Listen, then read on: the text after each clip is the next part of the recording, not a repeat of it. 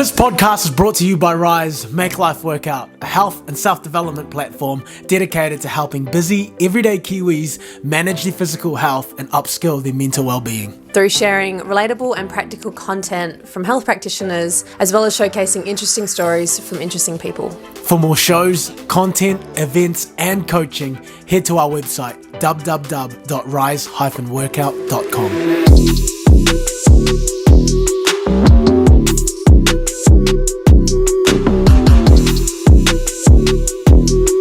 How's it going, everybody? Welcome back to the High Frequency Club podcast. My name is Marwin Salerno.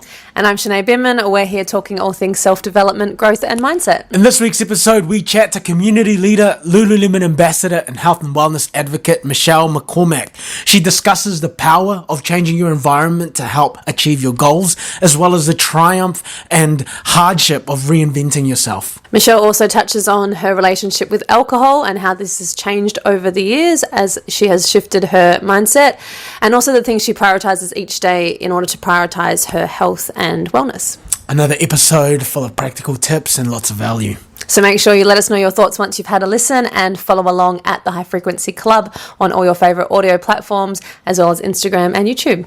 Enjoy the episode. Michelle McCormack, thanks for joining us here on the High Frequency Club podcast. That's okay. So, runner, real estate agent, training to be a Pilates instructor, health and wellness ambassador. We could really list this all off, but we'd like you to do it. So, Michelle, to help us understand the woman that sits with us today, could you give us and our audience a little bit of context on who you are, what you do, where you're from? Okay, cool. So I'm originally from the UK, grew up in the East End of Glasgow, hence the strong Glaswegian accent. So yeah, lived there most of my life, up until probably like my early 20s, when I moved over to Australia. Lived in Sydney first, and then made my move over to New Zealand with my partner, now husband. Need to get used to saying that. I still say partner and everyone's like, are you not married? And I'm like, yeah. So yeah, with my husband Chris. So when I kind of moved to New Zealand, it wasn't necessarily planned. It was just a couple of different things didn't really go in our favour, and we ended up here. And yeah, that was kind of like my journey up until now. Bit about me as well is I'm a massive advocate for the kind of health and wellness industry, movement, connecting people. My passion massively lies with understanding people and helping them to figure out their true potential, and my ways of doing that is through movement, through nutrition, and through really putting yourself first. So yeah, just educating people on how to do that and giving them the tools where I can to kind of be the best version of themselves. And a bit of context kind of on where that came from was basically when I came to New Zealand, as I touched upon, it wasn't planned.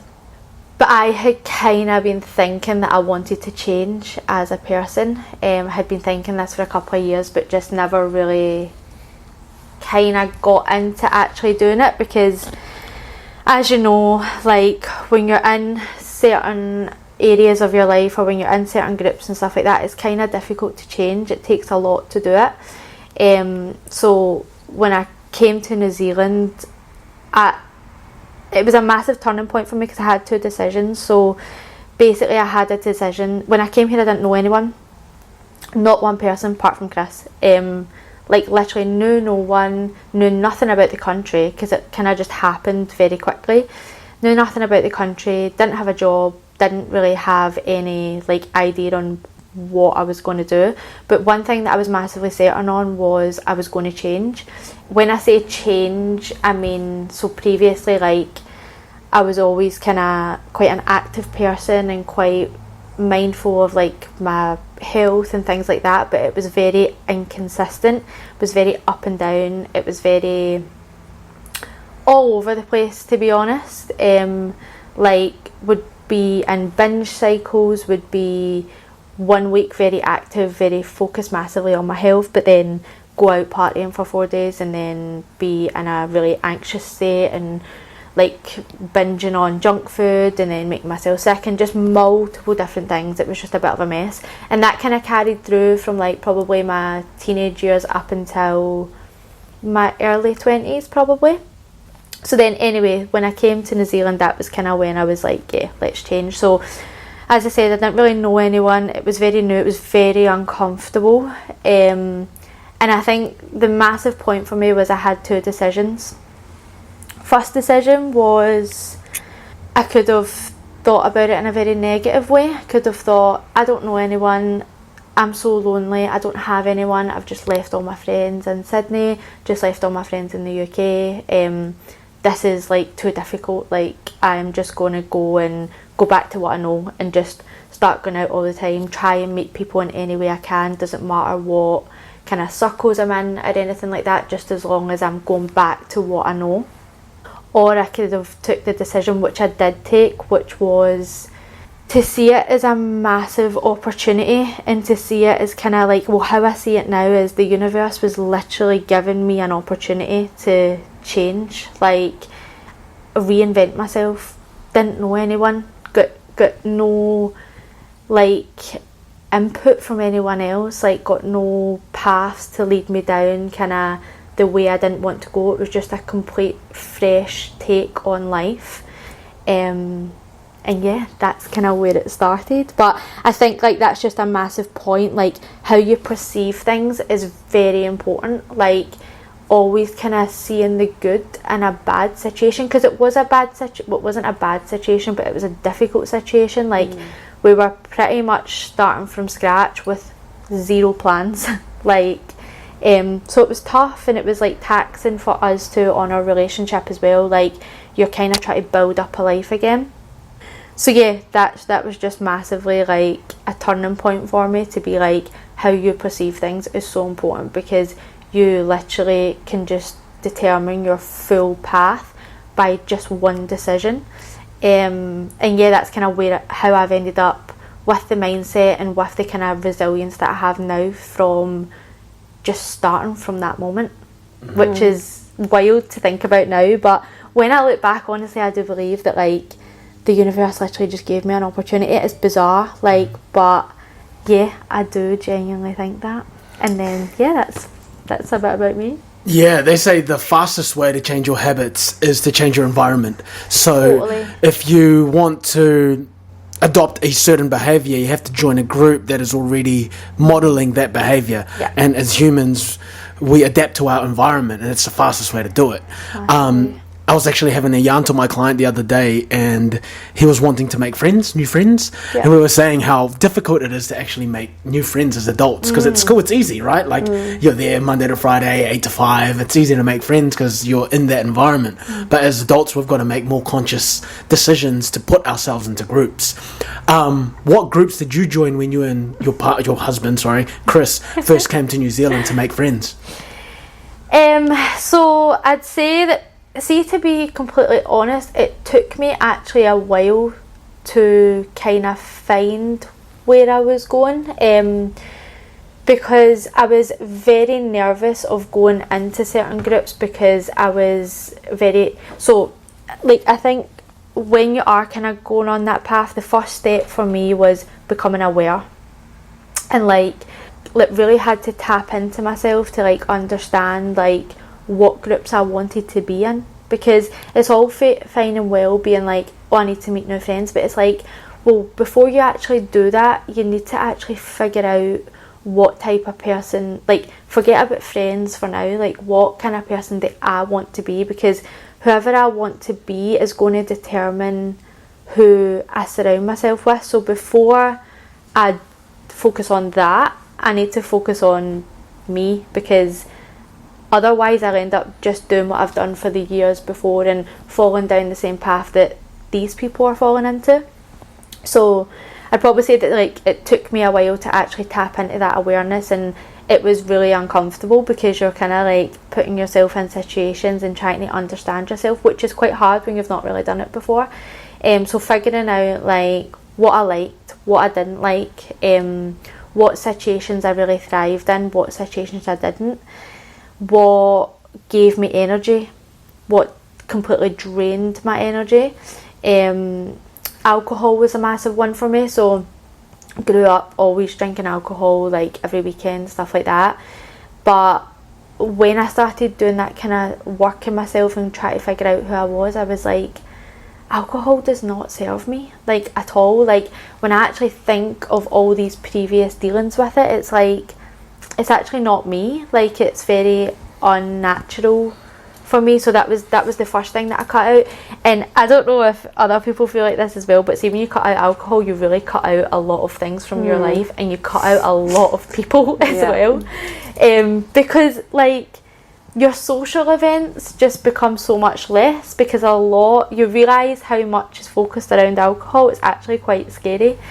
But anyway, yeah, so that was kind of my first step of, like, figuring out me and just kind of figuring out the person that I wanted to be. And once I had kind of figured that out and actually, like, dived quite deep into it, to, like, so, like, the person I want to be, what do they do on a daily basis, what do they what's their sleep pattern like, what do they eat, what do they listen to, like, I don't even listen to the radio anymore, like, just stuff like that. Like, I just listen to podcasts and kind of constantly educating myself and stuff like that. But even just things like that, like, I had to kind of figure all that out, set that in a path, and then be like, okay, now I can reach out to, like, other people and see if they fit into that. And if they do, then great, I'll pursue it. But if they don't, then that's fine, and you just accept that and move on. So then that was when I kind of started, like, putting myself in situations where I did meet people, and a lot of that was through movement, which is where my passion massively comes with connection through movement, because that's where I did find a lot of my people. And it kind of just happens naturally because it's like-minded people. So I met a lot of people when I first came to New Zealand. I don't do it anymore, but I done quite a lot of CrossFit, and I met quite a lot of people through that because it's massively community based. So a lot of it I met through CrossFit. I went to Les Mills when I first started my kind of journey as well, and I met a lot of people through there. And yeah, just kind of like situations like that, and then you meet friends of friends, and then, like, you go for coffees, and yeah, just kind of, that was my kind of groups of people. But most of the people that I'm friends with now are very similar to me. So they're not massively heavy drinkers, like, yeah, they drink now and then and stuff like that, but, like, it's very social. It's not like binging and that kind of stuff. And massively into, like, health and wellness and same vision as me. And I think that's important, like, surrounding yourself with people that have that kind of, not necessarily the exact same vision as you, but on that same path is important. And same values and things. Oh, totally, because like, I think it's possible to be in environments with people that are different, but I think you need to be aware of it, and you need to be aware of when to remove yourself. I think that's the important thing. Like, I'm still friends with people from, like, my past, but I'm friends with them in certain situations. Like, like, I know when to say no type thing. And I think that's important. Like, I think that's the scariest thing for people, because they think, like, oh, if I stop doing this or I stop doing that, then I'm going to lose this massive friendship group. But it's like, well, you're not really, because if you've got that connection, then you can still be friends with them, but maybe just when they're, like, going a walk, or, like, it doesn't need to be in every aspect of life, if that doesn't serve you. So yeah, I think that was kind of when I started branching out, and it was actually quite nerve-wracking doing that, because when you've tapped in and done a lot of work on yourself, it's quite scary to open yourself up to other people, because you need to be quite strong-minded at that point, because that's where you need to know, this is my path and nothing can really get in the way of it. People just need to elevate it, as opposed to, like, kind of putting you on the wrong one. I just wanted to go back and elaborate on some of the things that you said, because there's so much value in what you just said there. And the first thing for me was really highlighting that, through self-discovery, it is very difficult, right? There's this famous psychologist, Carl Jung, who says there is no consciousness without pain, because once you become more conscious about yourself, you start to realize that there are parts of yourself that you weren't aware of, that now you're aware of it, you actually don't really like. Totally. And there's a difference between who you think you are and who you actually are in that present moment, and sometimes that's skewed, right? That our perspective of ourselves is skewed unless we get self-reflective like you did, or we get feedback from trusted sources. Yeah. So, and the other thing is the alcohol. I'm on a journey at the moment where I think I've just over 3 months of being sober. Oh, well done. And just going back to what you said, in friends in certain situations, like, I'm still friends with those people that I would drink with, but only in certain situations. Totally. For example, Yeah. if I do decide that, hey, look, the anxiety for the next 3 days is worth this night, then I'll be friends with them there. Or otherwise, plucking them outside of the normal Saturday night events. And you're right, just going for brunch or taking them to the run club instead. You know, but it's difficult trying to maintain that connection when you're so used to your friendship revolving around alcohol. Yeah. You know? But I think that's where it comes in. Like, I mean, obviously there's an element of balance to it as well. Like, it's fine to go out and do whatever you need to do, but just knowing your own boundaries and knowing that, like you said, like, if you think you're going to have anxiety for 3 days after, then maybe just have a boundary, like, kind of know where your limits are, so that you can still be the best version of yourself the rest of that week, but still enjoy yourself on that Saturday night. Like, just maybe don't take it as far, or maybe it is that, like, for me it's more like, I just actually don't like being drunk anymore, so like, I choose that decision. I don't do it because I'm like, I feel like I need to. It's more like, I actually decide that I'd just rather drink a soda water because I genuinely don't like the feeling of being drunk anymore. But for people that are on like a wellness journey, I think it's massively important to be like, you don't need to cut out all this stuff. You just need to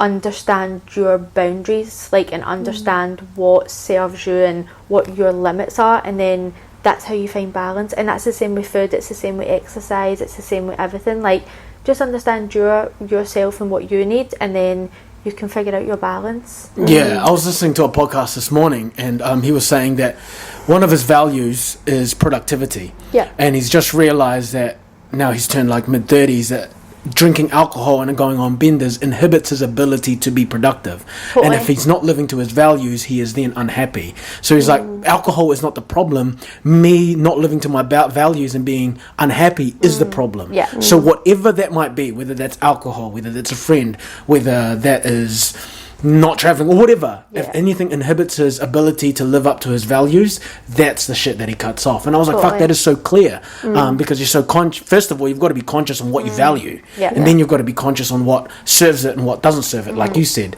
and then choose consciously on those actions.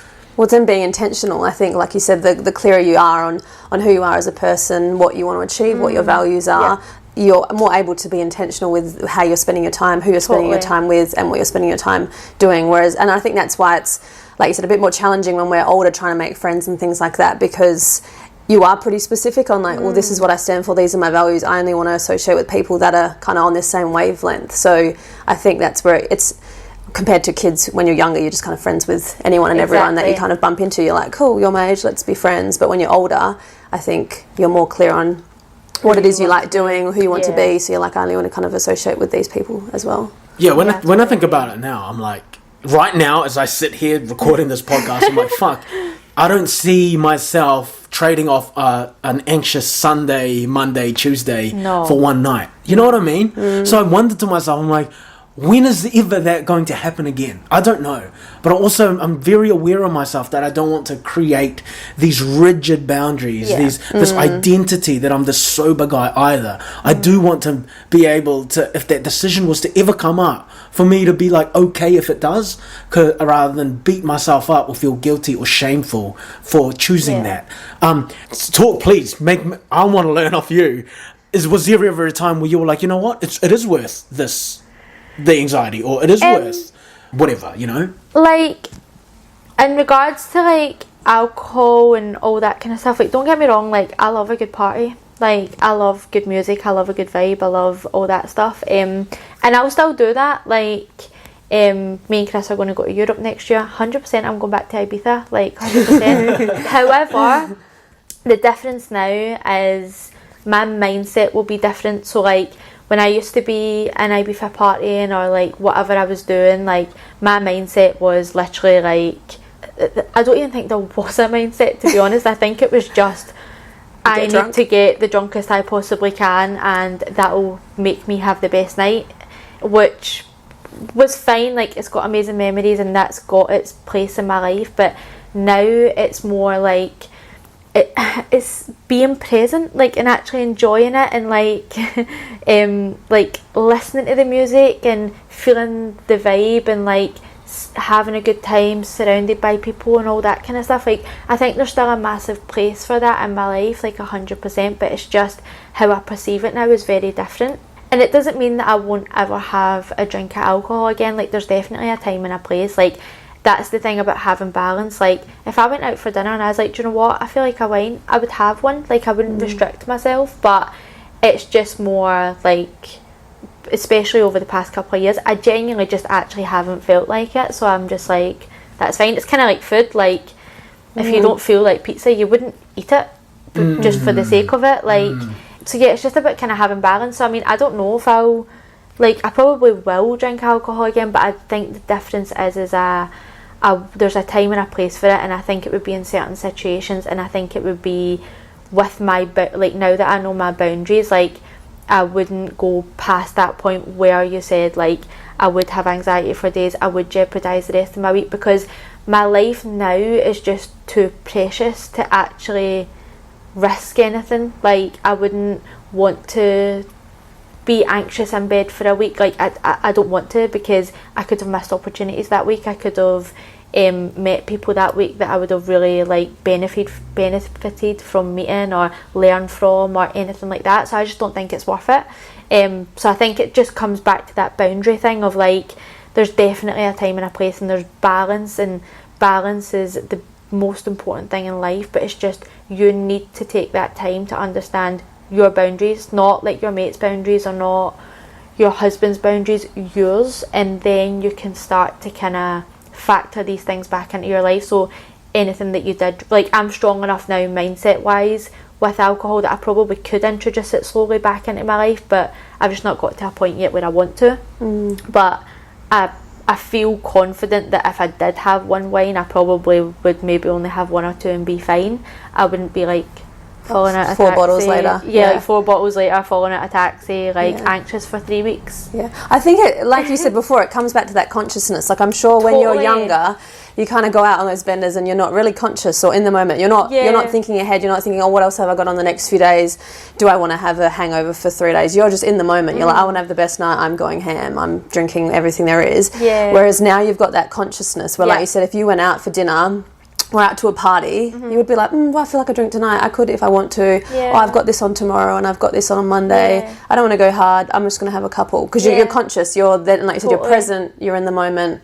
You're being aware of what you're doing. So I don't think if you're conscious, it's impossible for you to have a bender. Unless you consciously choose, tonight I'm going out and I want to have a bender. Which so that's the thing. So that's okay, because you've consciously decided tonight it's whatever event or occasion, and tonight I'm going to get legless. That is my goal of the night. But you've consciously chosen that as the so goal. It's a whole different element. I totally agree with that. And I think as well is, like, kind of touching on what you said, like, when you're sure of yourself as a person and you know who you are, you kind of actually rate yourself. So you're like, I don't actually need to be the drunkest person in the room, like, for everybody to like me. And to be honest, like, I don't really care if everyone likes me anyway, which I think is, like, kind of rewinding a bit to my past. Like, that's where kind of growing up in Glasgow is a bit different, because it's very judgmental.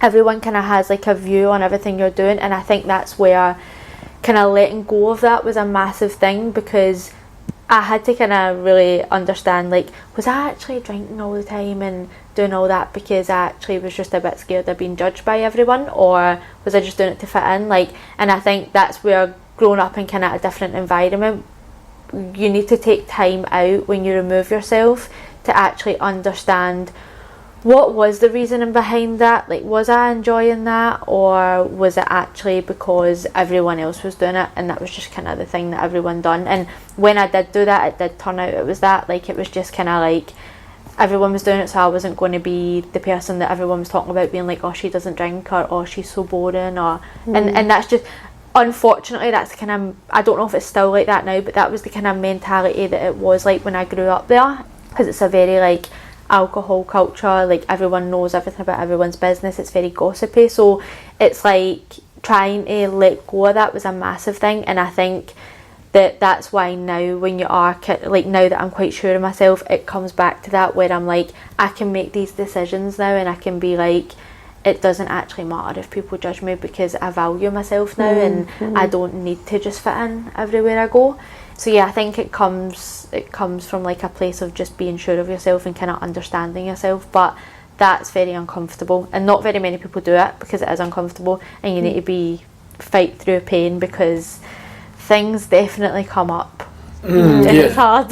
Yeah, I think just speaking back on the identity part, like for me growing up, like ever since I was 15, whenever Maun was coming to a party, it's like the fun guy is going to be there. Yes, Hey, this is going to be a good and you night. feel like you need to live up to that. Exactly. 100%. Yeah. You know, Maun's going to be there. It's going to be mean fun. To the point where I knew like people that didn't normally drink was going to drink because I was going to be there. You know, it's like expectations, and it's like it becomes a bit unfair on you because you just become kind of like a bit of a like a puppet kind of, because you're like, oh, this is just kind of like, that's what it was like for me as well. It was just kind of like everyone expects you to be this person, and it's like, well, if I'm not this person, then who am I type thing. And that's quite sad. Like, that was one thing I struggled with when I did start to kind of understand myself. It was like, God, like, that's actually really sad looking back on that and thinking that I thought I was really happy, but deep down I actually really wasn't. Like, I was really lost and sad, and I think a lot of people are on that journey as well, but they just actually need to kind of take themselves out of it. And maybe that is changing your surroundings, because it's difficult to see that when you're still in the same environment. That's a massive point. Like, if you're doing the same thing every day but trying to change, it's not going to, it'd be very rare for it to actually happen. Yeah, you're so fucking right. I had a friend recently that said he wanted to be I was like, oh, we're talking about kids. This is not the point, but we're talking about kids. And he was like, oh, I want to make like $200,000 a year before I have kids. And I was like, so you want to make $200,000 a year? I was like, that's not something that just happens. No. That's not something where you wake up and all of a sudden that's not something that happens in a month. Yeah. Based on your current salary. You know, I'm like, well, first of all, it goes back to your identity. Like, are you the type of person that even makes $200,000 a year? Are you even the type of person that makes 100? Are you even the type of person that makes 80? You know what I mean? Because like, it's all good and dandy to have this goal, but you're right, you have to change your identity, you have to change who you are, and by changing who you are, you then change your habits and the routine. Does your routine reflect someone who is going to make $200,000 a year, or does your routine reflect someone who's not going to go on benders every single weekend? Because unless that shit changes, you're going to be doing the same shit over and over again. And it really goes back to what we've been talking about for the last 20 minutes is, who do you want to be? Who do you want to be? And does your daily routine and your weekend routine reflect the type of person that you want to be? So what do you do now that reflects the type of person that you want to be? What's in your daily routine? So once I kind of done all that, I started to like implement it. So once you tap in and kind of work out what serves you and stuff like that, obviously you need to kind of action that. And that was when I started to like implement things into my life that I had figured out. And I think the main thing with that, just like touching on people that potentially do want to change, like I think the main thing with that is start small. Like, don't set unachievable goals, because I done that 100%. I think everyone does that, to be honest. But I was like, right, okay, I am gonna like take over the world. I'm gonna go to the gym every single day. I'm gonna eat it. And it's like, right, okay, let's break it down, because realistically that's not going to be consistent. So let's break it down into small things. So just the things that are like absolute non-negotiables for me daily are, I mean, I don't really set myself a wake up time, like, because I think that that's quite restrictive as well. But I do, like, as long as I'm up before like 6 a.m, like, I'm pretty flexible with it. Just purely because there's no other reason to that other than I like my time in the morning. Like, I don't like being rushed. If I'm rushed, I just stems anxiety for me. Hard.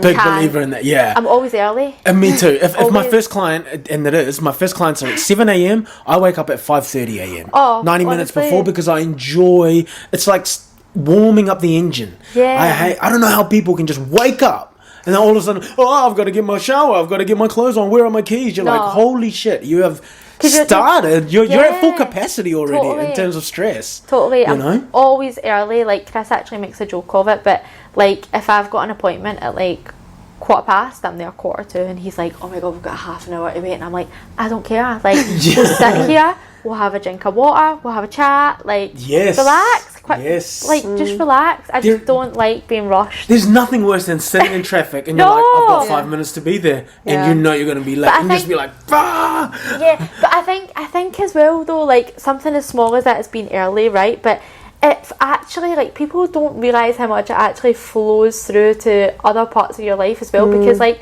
for example, if you've got a meeting and you're rushing in traffic, but I don't know if everyone's like this, but for me it's like, my heart's racing, I'm panicking, I'm Stress. like, am I going to get a car park? Am I going to get in there? And then you're going into this, whatever it is that you're going to, and you're not the best version of yourself because you're stressed. Well, I know I'm not anyway. I go in and I'm erratic, and then after it, I'm worrying because I'm annoyed at myself that I didn't perform my best in that situation, and then that's it. Your day's ruined. And what does that say about you as well? Like, if you are late to somewhere, you have a friend or whatever, someone's been waiting for you for 15 minutes. Like, oh, okay, cool. So my time doesn't matter. Exactly. You know? Yeah. So I think it kind of just flows back to like just managing your time and prioritizing and making sure that you've got time for you before anything else starts, before your dog gets your attention or your husband or anything. Just make sure that you've got, even if it's 10 minutes, to just yourself, just to have a minute and just start your day. So that's an absolute non-negotiable for me. Like, and for me that means up before 6 a.m. because I've got a puppy that's crazy and gets up at 5:45 every morning and wants to run about, so I need to be up prior to that. And Chris gets up quite early as well, so it just makes sense for me to be up at that time.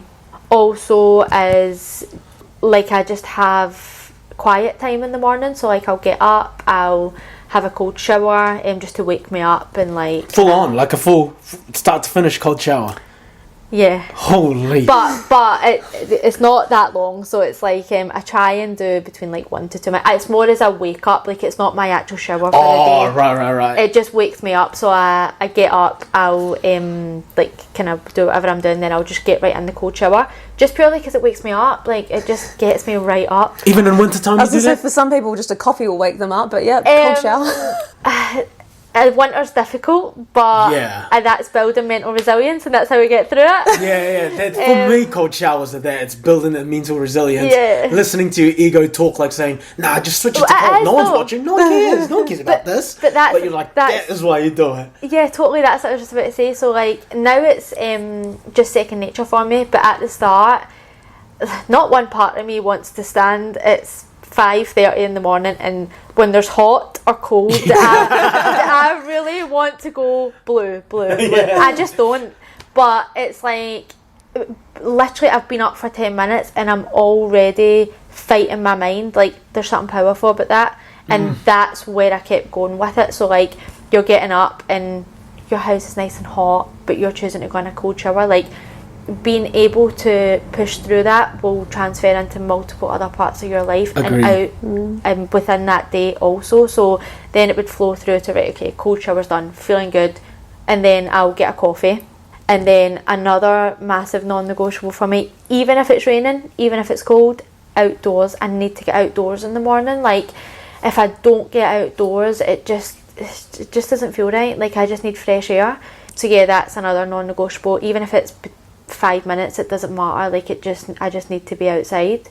So yeah, so cold shower, outdoors. Normally it tends to be a run or a walk, something along those lines. And then my sleep's a massive thing, and make sure that I get between like 7 to 8 hours a night. That's a massive thing for me, my sleep, which I never actually really used to put much effort into back like years ago and stuff like that, and now I'm like, cannot believe that I used to go to bed at like 12:30. Like, what? Yeah. But now sleep's just like my number one thing. Like, and it's crazy because I notice differences now. Like, obviously life sometimes happens and you maybe don't get, like, I go to bed at like 8:30 every night. Us too. It's Yeah, a us bit too. of We a read joke. our book. Like if I'm out at a social event or something and it's like 7:45, I'm like, It's just not worth it. Like the extra hour that you spend having dinner with your friends, or the extra hour that you spend on your phone awake. It's just not, for me, it's just not worth the 16 hours the next day being tired. no, Yeah. totally. That's a pretty bad trade-off. yeah, It's, yeah. Like, that's not worth it. Yeah, For me, yeah. anyway. Yeah, no, it's crazy because I notice like if I don't, maybe like if I have maybe got to bed a bit later because things have been on or whatever, it's crazy because I notice so much. That's that thing about being aware as well though. I never used to notice this. I just used to think, oh, I'm so tired today, oh, I just want to like eat this and I don't want to train, but now I know, oh, okay, I'm aware, I know that this is because I've not had a good sleep, and that's fine. That makes things a lot easier when you're aware because you know what it is, so you're like, okay, tonight I just need to go to bed early and I'll be sweet tomorrow. But yeah, like that's a massive point that people should address is their sleep, because yeah, like if I don't have enough sleep, my eating's off, my motivation to train is pretty low, just multiple things. So sleep's non-negotiable for me, like absolute priority. And my nutrition as well, I'm all about balance, but most of the time I'm pretty good with my nutrition, so I'm fully plant-based as well. That's another thing that I changed. And being plant-based, you need to be quite mindful you're eating, because it's not as accessible as what like eating meat and dairy and stuff is, unfortunately. But through that, it's actually kind of helped me, because it's helped me be quite disciplined and helped me be quite aware of what I'm actually putting in my body, and I try and focus a lot on whole foods. Again, I'm very balanced, like I don't... Sometimes you have the steak.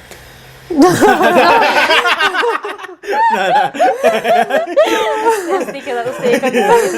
No, I'm joking. No, I'm very balanced with things. Like I'll go out for dinner and I won't think about it. I'll eat a cookie if I want a cookie. Like I'm chilled, but just naturally I'm very good with my nutrition, because it actually makes me feel my best. Like that's the reason why. There's no other reason behind it. There's not like any...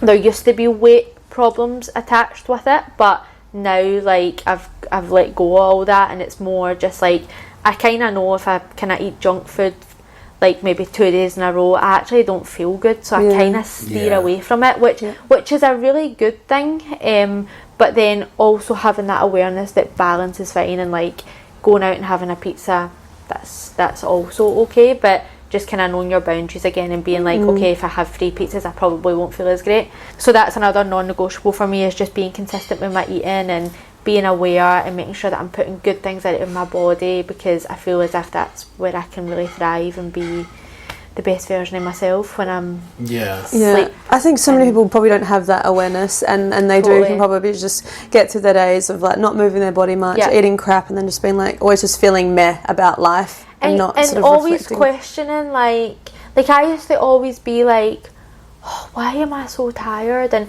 I would blame all these external factors, like I'd be, oh, it's the weather, oh, it's because of this, it's because of that, when actually it's not. It's because I've not slept enough, I've not drank enough water, I've not moved my body, and I've not ate properly. Yeah, so many of our problems can be solved by just taking fucking accountability. Totally. Just going back to your sleep, I had a client who, I asked him one time, oh, how much sleep do you get a night? And he's like, 6 hours.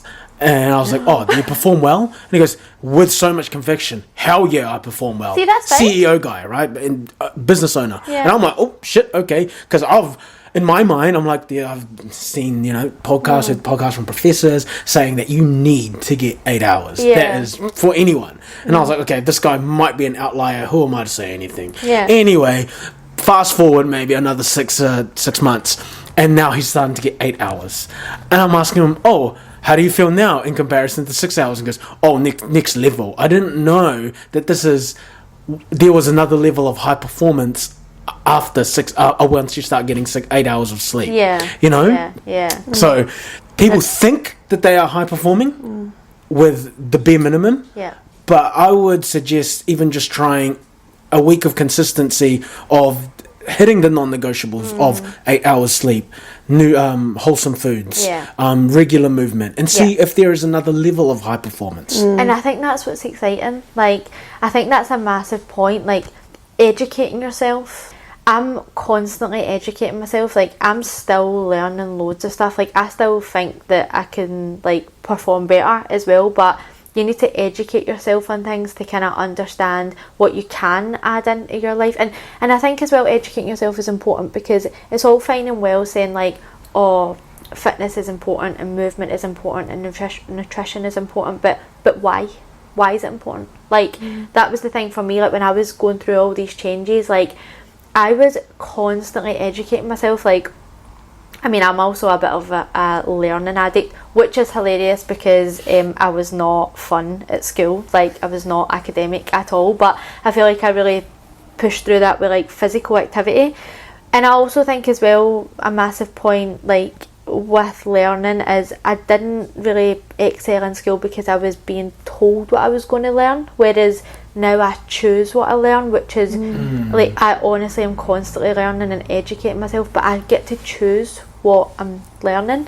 But yeah, for me, when I was kind of going through that journey, I think that's important for people to, like, educate yourself on things, because it makes the process easier. So, like, I done like a nutrition course. I'm not a nutritionist, but, like, I just done, like, a course to just kind of understand food, because it's like, well, if you're trying to kind of change how you're eating, educate yourself on the actual science behind it, and it will help me massively. I still use it to this day.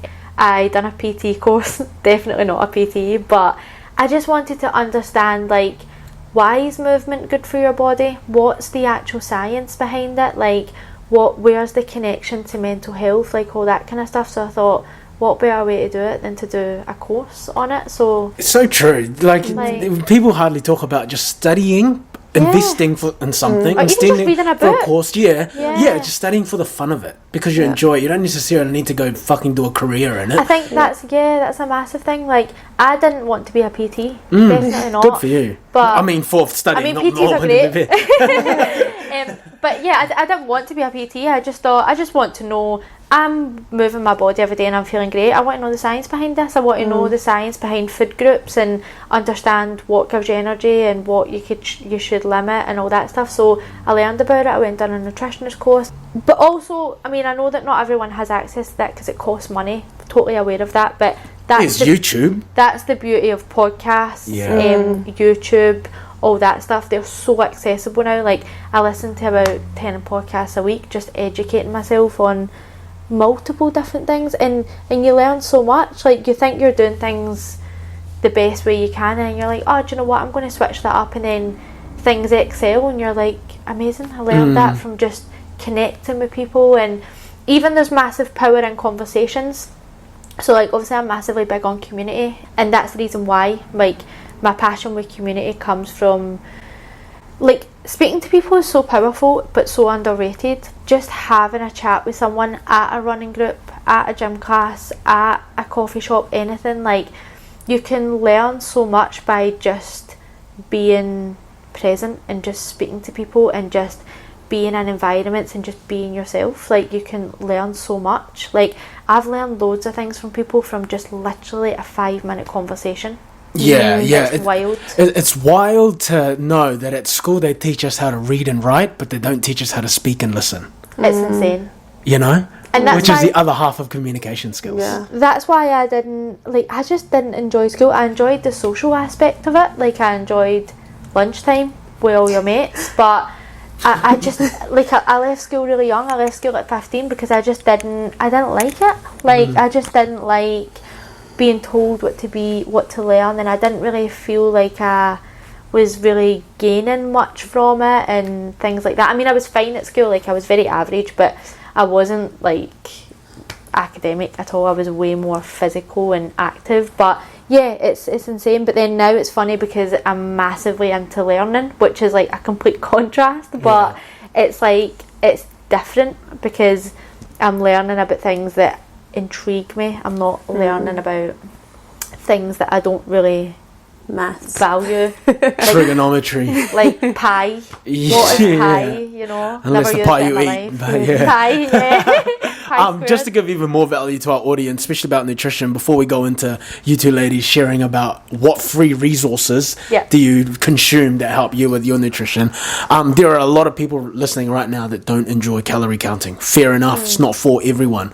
I don't even promote that to my own clients unless they ask it, but that's very, very rare. I think I'm just going back to the consciousness around nutrition. If you start to really ask yourself how you feel right now, what foods could you eat that would help you feel even better? What foods could you eat that would feel good during and make you feel good after eating it? I think you're already on the right path because you're trying to build that consciousness and awareness on what is going to fuel you to become the best version of yourself in that moment or whatever you have going on for you in that day. Because myself included, there are times where we just eat out of convenience or eat because we're so highly stressed, we eat for comfort. But that is counterintuitive to what we truly, really want. And a lot of the time we're just not aware on what that is. So bring awareness on the pre-eating, during eating, and after eating, and how you want to feel around all of that. And make that like your compass, your North Star on your nutrition. What resources do you two consume that are for free where people can educate themselves around their own health, wellness, nutrition? Start with you, Shanae. Well, my go-to podcast that I love listening to, you might have heard of it. We used to be called Plant Proof. It's now just called The Proof with Simon Hill. I love that. So I follow Simon Hill and The Proof on Instagram.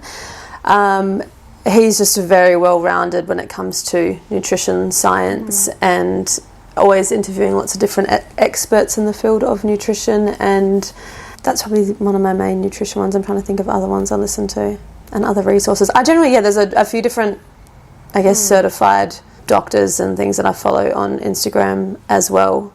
I think that's a big topic in regards to understanding because there obviously are so many doctors out there on social media that will all post different things, so it is hard to find ones that are science-based. that are actually science-based and are actually up to date with the current literature. But that's where I think, like you just said before, it's coming back to sort of getting to know yourself anyway, and trial and error with your own diet and what you're eating, and seeing what feels right for you, because they might say one thing and you might be like, well, actually whenever I eat that I feel a bit bloated, or I feel crappy, or I feel sluggish throughout the day. So it is still coming back to listening to your body and trying to learn your body as the best you can. I think it's so important to never ever marry yourself to anyone else's ideals. Because if you go on YouTube, if you go on Instagram, there's too many dogmas out there. So many. You can see someone wearing the doctor's uniform saying carnivore is best. Then you have someone else saying plant-based is best. And you're like, what the fuck do I believe? So that's why it's so much more important to actually generate that self-awareness, to take what information best works for you, apply it, figure out whether it is good for you or not, discard what doesn't and keep what does. Because if you just fully rely on someone else's content to give you the answers, it's not yours. That's why people don't stay consistent with things as well. Because if, like, for example, if I put up a smoothie on my Instagram and someone was like, oh, I'm going to start having a smoothie every morning for my breakfast, but they don't like it, then it's like, that works for me, but it might not work for you. So maybe find what actually you like and adapt it, because you're not going to stay consistent with something that you don't like.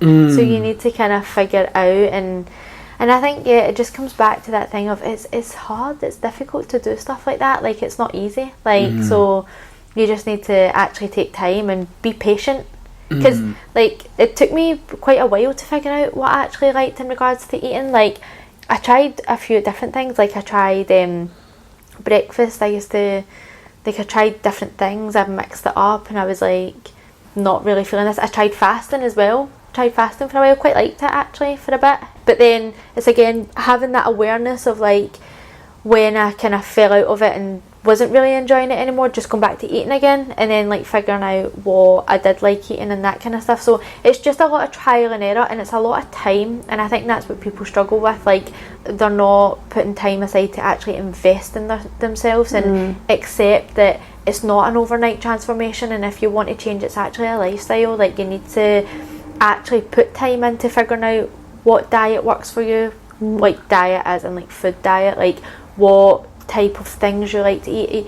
You don't just know, unfortunately, because the way we're kind of programmed nowadays, it's like very mainstream media, and you're kind of told all these different things, whereas like you kind of need to step back a bit and be a bit proactive and be like, right, okay, this is all telling me one thing, but I need to actually take time and figure out what works best for me. But there is a lot of free resources out there, like I do like that one as well, the Simon Hill one.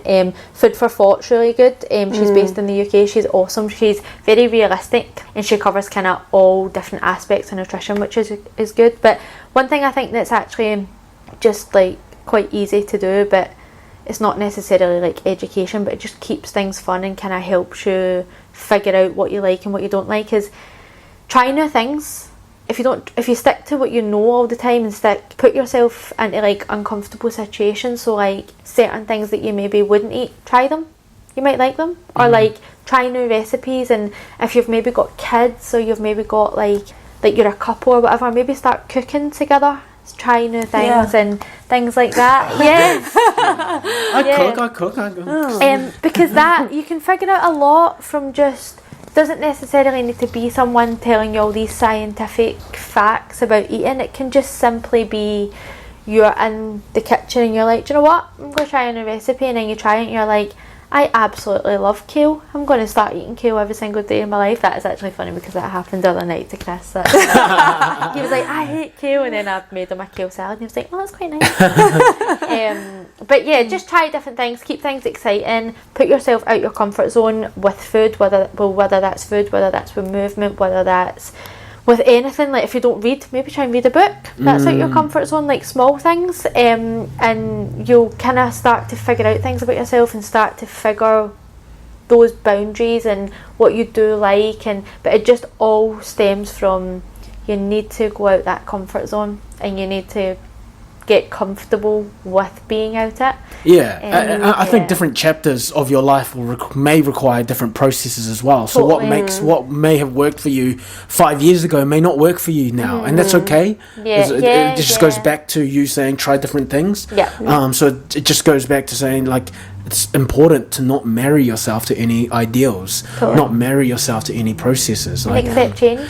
Accept change. And if you want to be, I tell my clients this all the time, if you want to be strong for the rest of your life, it's going to take the rest of your life to do it. Same thing, if you want to be healthy for the rest of your life, it's going to take the rest of your life to do it. It's a dynamic, never-ending process, you know. There is no destination. Which is exciting. Absolutely. It's very exciting. Like, it's like you don't know what's going to happen. I think people, the way our brain is hardwired, though, it's that we need like this endpoint, a start and endpoint, because the brain needs to rationalize, and it's logical. But when you put your brain down and logic mind down and be like, yeah, cool, this is, it makes sense that you are. There is no destination here. Michelle, talk to us about your new venture, the Soul Collective. So you've actually recently just had an event sold out. I saw that there was a wait list. It was very exciting. I wanted to come, but it was women's only, wasn't it? Sorry, but then you can come on Sundays. That's why we've got a mixed. Okay. Well, why don't you tell us what it is, what the Soul Collective does, and who's all a part of it? Okay, cool. So basically, Soul Collective is just a hub for women to basically be themselves and let go of all expectations and just come as they are and just be present and meet like-minded people when they're there. So that's the kind of like surface of it, and it's based around connection through movement. And where that kind of stems from is, obviously I'm massively into running, which kind of started probably like mostly during lockdown. I've always kind of been into running, but it actually started as a mental health aspect as well during lockdown. And I learned a lot about running during that time. I learned a lot about how it kind of really helped me build mental resilience, mental strength. It really taught me to be comfortable with pain, because it's just there's something really magical about running, because it's just you and your feet, one foot in front of the other, in your mind. That's it. And I found that really powerful, especially during that time, because everything else was stripped away. So you kind of just had to find your own thing, and mine became running. So through that I kind of found a passion for it, and I found that there was like a deeper meaning. It gave me like a much deeper meaning. It gave me that connection through movement to mental health, and I was like, okay, this is a whole new aspect. I've always been involved in movement, but this is different. Like, I'm like fighting my mind here. Like, I'm building strength, and this is going to transfer onto other aspects of my life, because if I'm building up this mental resilience to fight through pain during running and fight through things that I don't want to do while running, I don't want to do that extra kilometre but I'm going to do it, like that's building me up like a mental toolbox for when life kind of throws you that kind of stuff. Or Love that. like if life throws me things that's difficult, which it will, and it will continue to, but it will also throw things that are really good, and it's like knowing how to have that toolbox and have that mental resilience to fight through pain is so transferable through movement, but also through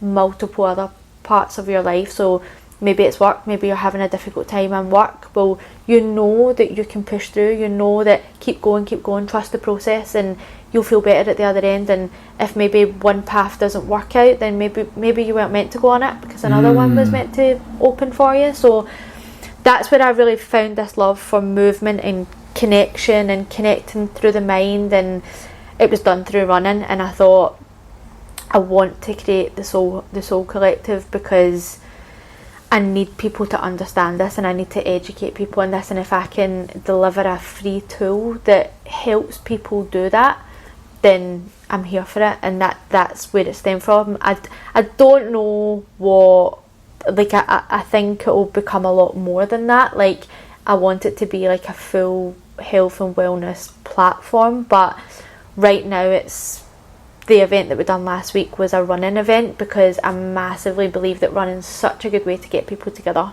such a good way. It's, as I said, it's just, there's no expectations, it's just as long as you've got yourself, you're there and you can run. And whether that's, there was people like jogging, there was people walking, and it was so nice because it takes that stigma away from I can't run because I can't run. Well, you can, because we can walk and we can add in a little two-step, you're running. So it's like it was just really amazing, and it was so nice to have people connecting, and people, so many of the girls when we were running were saying, oh, I've really wanted to run for a while, but I just don't like running by myself. Or I get, one girl said to me actually that which actually really touched me, but she said, I hate running on the street because I don't like people looking at me. But when I'm in a group, I feel like I'm surrounded by other people, so it's not just me. And I was like, that's amazing. Like, I love that, because I think I used to be a bit like that actually, but I think a lot of women get that, because women tend to be a bit more self-conscious and a bit less confident than what guys do, unfortunately. And I think women are a bit more body conscious, more vocal about it anyway. And I think when women are doing movement and running in the street and things like that, a lot of your thoughts are kind of about like, oh, are people looking at me, or like, are people looking at like just different parts. And I just kind of want to help people move and take that away.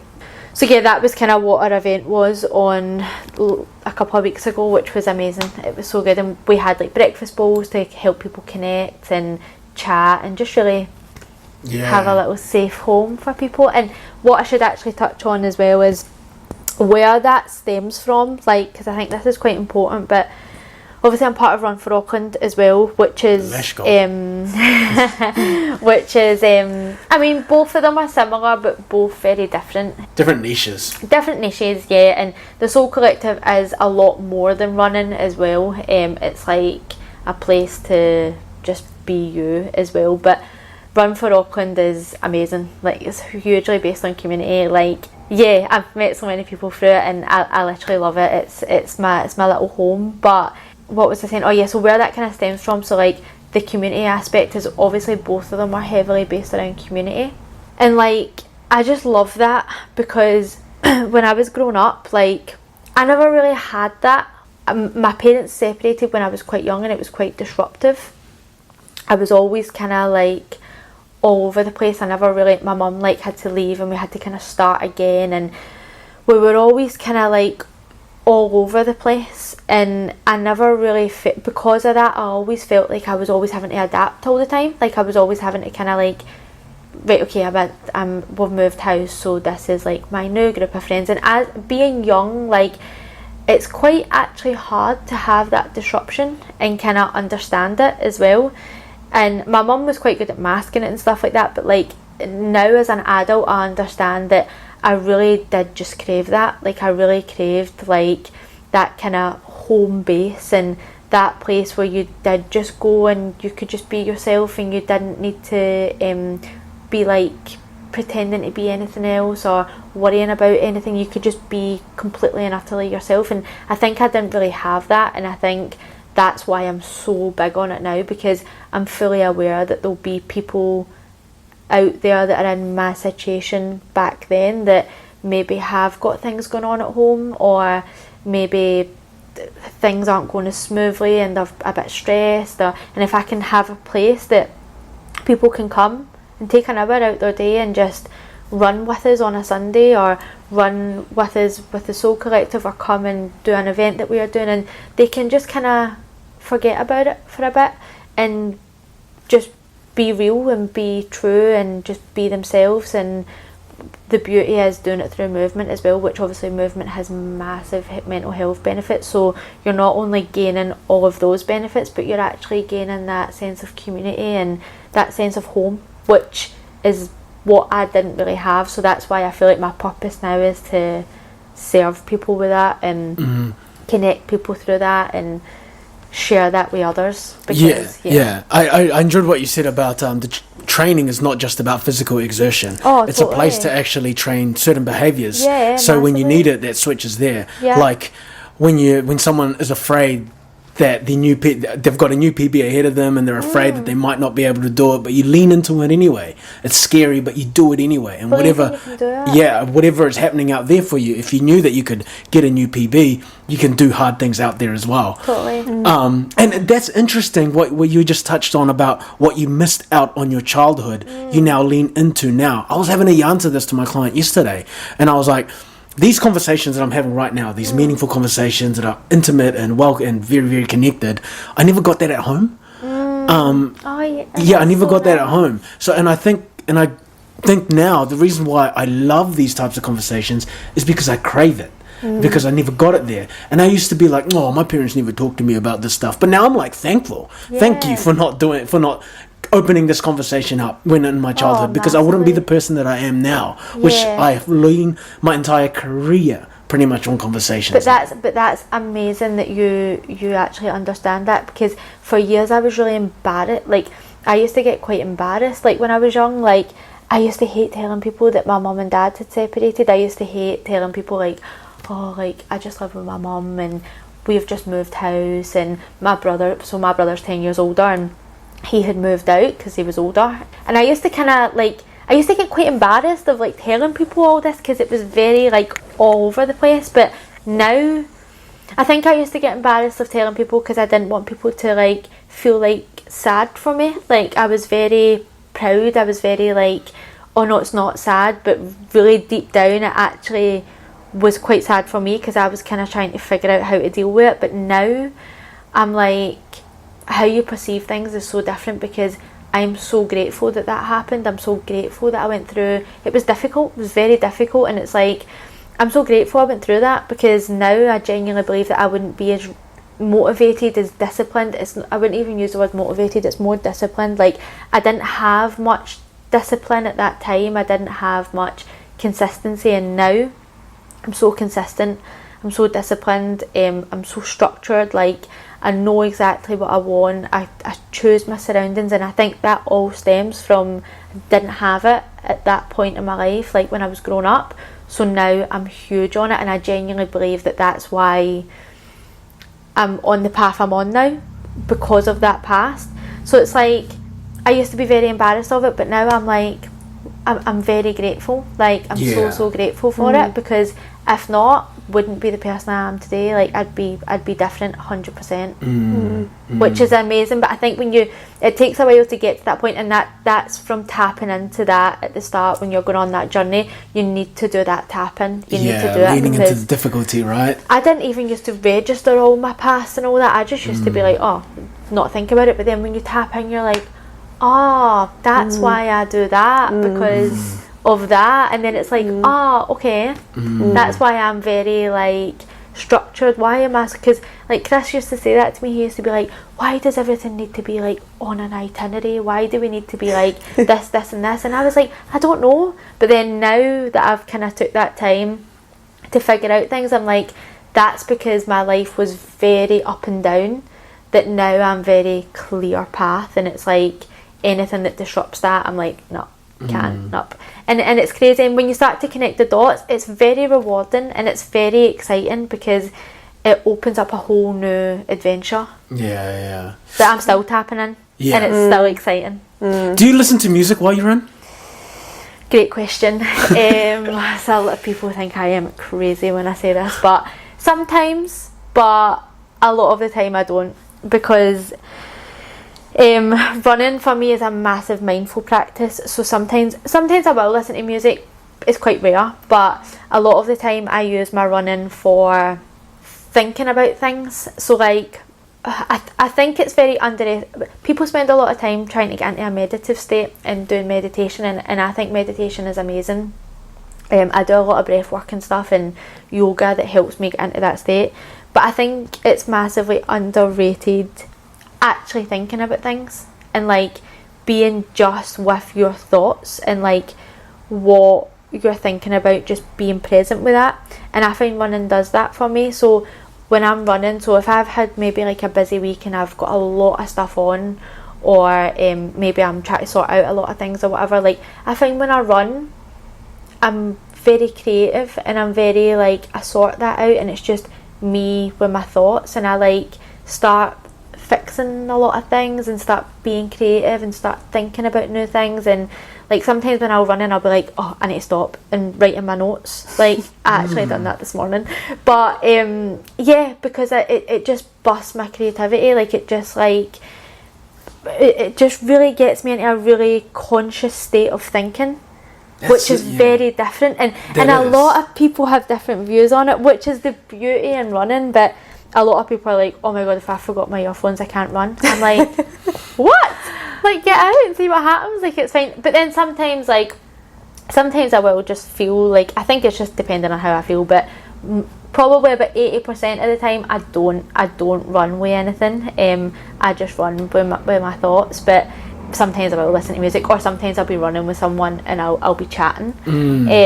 But yeah, most of the time I don't, because I think there's just something very magical about doing that. I honestly do. Like, and I think that's my passion for running, because it's like, yes, I've got a passion for the movement, and the feeling after you run, the runner's high, is amazing. But also that feeling of, I've just thought about something that I'm going to create, or I've just came up with the solution to that problem that I've been worrying about all week.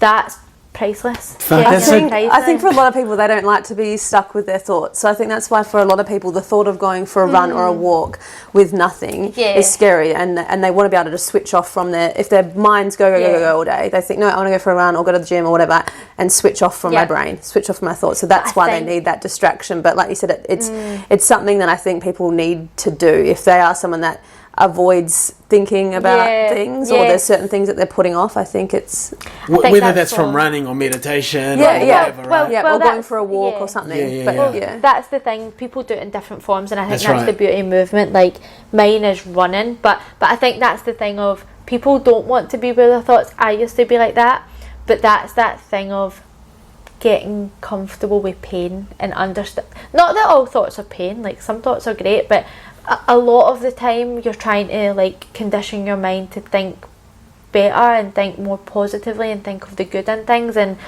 for me, running does that, because I'll like tap out of thinking negatively about things or thinking anxiously about things, and start thinking like, how can I come up with a solution to that? What's the good in that? What can I learn from that? Like, what can I do in that? Like, whatever I'm thinking about, like, where's the good point in this? And then I'll focus on the good, and then I'll come up with solutions, and then from that I'll create things, and it's very exciting. But I think that's the thing of just becoming comfortable with pain and becoming comfortable with your thoughts, and understanding how to switch your thoughts. That's so wild, because like for me there is no creativity when I am running. For me running represents push, resilience, build more capacity for push, you know. I try to keep a pace where I am uncomfortable somewhat and hold it. Like, don't get me wrong, when I get into, if I'm doing a long run though, if I'm doing a long one, the last 2Ks, all I can think about is, I'm not thinking about anything else apart from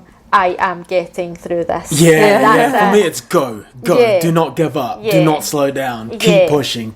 But what amazing mental resilience that is, and that's the thing we're running as well, because it's like, if you can push through that, when you get into work, if something doesn't go well, you're fine. You've got it under control. But it's all good. Yeah, that's what I love for Run for Auckland. Like the first part is all the yarns and laughs and ha ha ha. That was like me and Chris last Sunday. We're just having laughs, having yarns, and then got to a point where I was like, cool, Chris, I am done talking. It's time to fucking push. But that's the beauty of running in a group, and that's the beauty of that running group as well, because like that is the thing, like when you are running and you are chatting, before you know it, you've ran 3K and you're like, oh, well, if I've already done this, then like the chances of you giving up are a lot less, because you're surrounded by like-minded people. We're all on the same path, we're all from different walks of life, but we're there on a Sunday at 9 o'clock and we're running, and there's no question about it.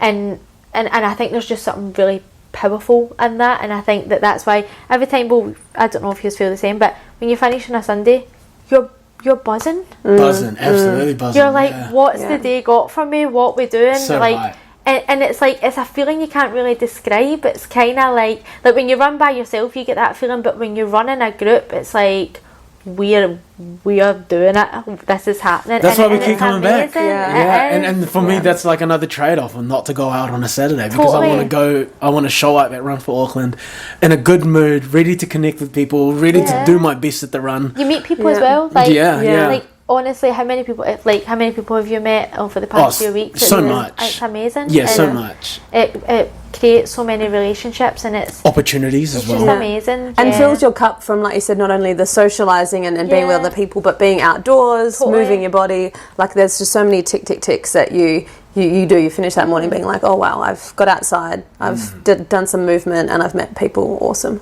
But we've got 2 more questions before we wrap up, Michelle. The first one is, where can people find you and your venture, and what should people look forward to? Okay, so you can find me on Instagram at Michelle McCormack, 1C, spelt my own name wrong, but here we are.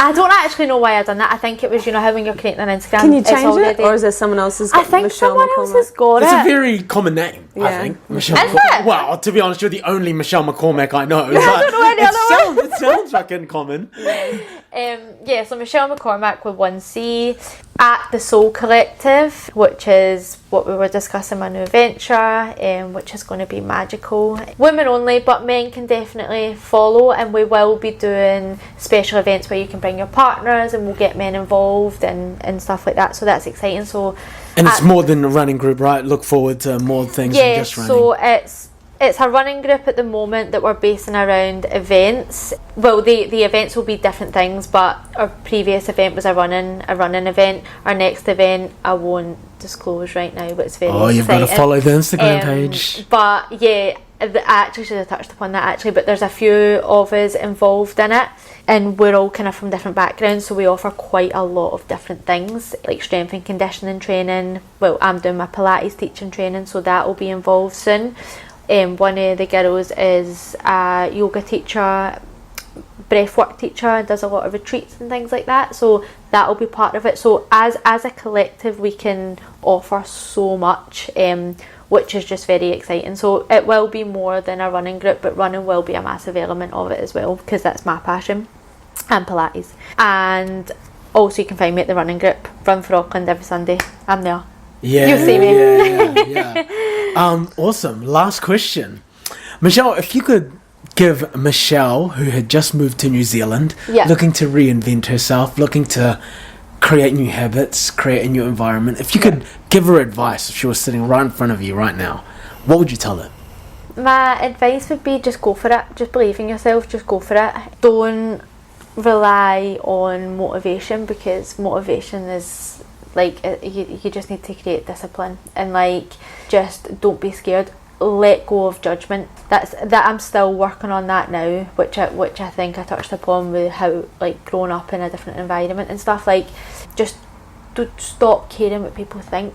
Like stop worrying about what you're going to be judged on and what other people's views are going to be on what you do. Just do what makes you happy and go for it, and just believe that you're enough. Like don't always think about kind of, oh, is this going to be good enough, or is like this, and like just see your vision and just go for it, and don't let anything get in the way. And that would be the advice I would give her. Michelle McCormack, everybody, thank you. Woo.